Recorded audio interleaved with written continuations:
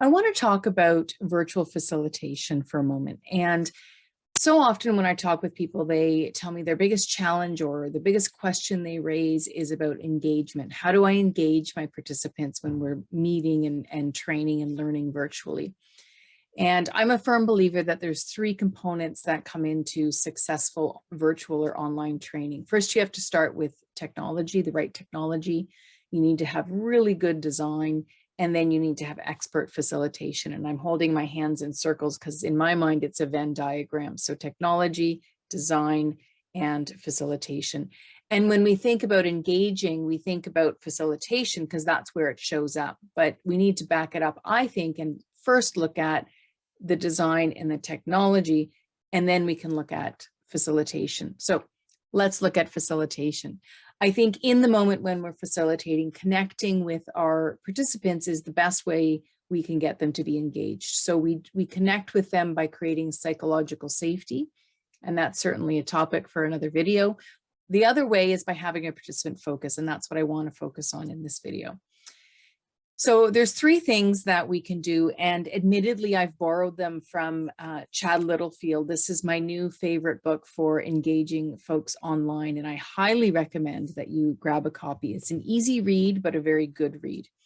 And Chad talks about a couple of things. He talks about connecting before diving into content, which I think as facilitators or trainers, we have our agenda and time is precious, so we want to dive in right away. And I think pausing and helping people connect before we dive into content is one way of really setting the tone for this is how we can engage, and this is a place where I can be or need to be engaged. Chad also talks in his book about creating a shared context, and he uses an analogy of an elastic band as a way of illustrating that, and I think it's a beautiful analogy.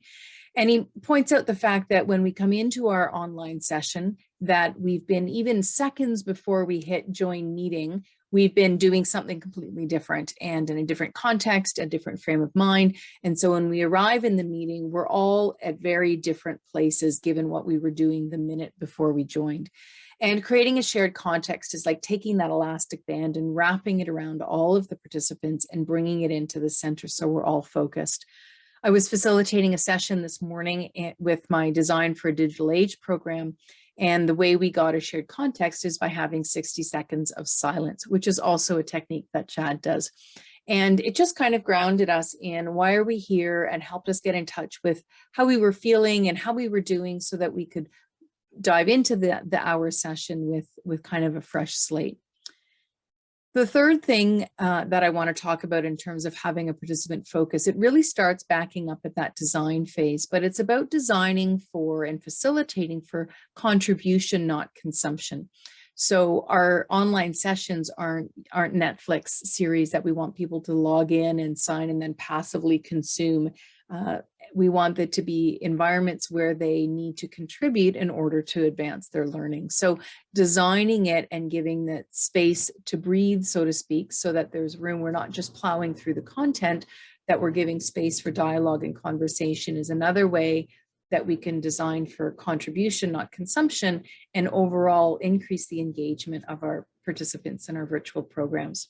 So I hope those few tips help, and I'm curious to hear how they work out for you.